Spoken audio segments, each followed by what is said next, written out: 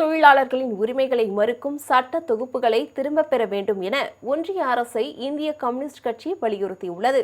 இது தொடர்பாக அறிக்கை வெளியிட்டுள்ள அக்கட்சியின் மாநில செயலாளர் வீரபாண்டியன், தொழிலாளர் உரிமைகளை பாதுகாக்கும் 44 சட்டங்களில் 15 சட்டங்களை ரத்து செய்துவிட்டு 29 சட்டங்களை திருத்தி 4 சட்ட தொகுப்புகளாக ஒன்றிய அரசு 5 ஆண்டுகளுக்கு முன்பு நிறைவேற்றியதாக சுட்டிக்காட்டியுள்ளார்.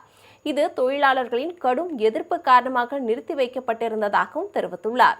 இந்த சட்டங்களை அமல்படுத்தப் போவதாக ஒன்றிய அரசு தெரிவித்துள்ளதை குறிப்பிட்டுள்ள அவர், இந்த சட்டங்கள் உண்மையில் தொழிலாளர்களுக்கு பெரும் பாதிப்பை ஏற்படுத்தக்கூடியவை என்று குற்றம் சாட்டியுள்ளார்.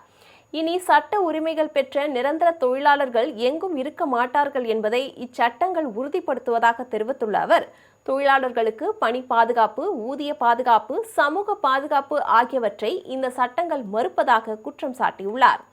தொழிலாளர்களுக்கு விரோதமான இந்த சட்டங்களை கார்ப்பரேட் அழுத்தங்களுக்கு அடிபணிந்து தன்னிச்சையாக ஒன்றிய அரசு திடீரென செயலுக்கு கொண்டு வந்திருப்பதை இந்திய கம்யூனிஸ்ட் கட்சி வன்மையாக கண்டிப்பதாக தெரிவித்துள்ளார்.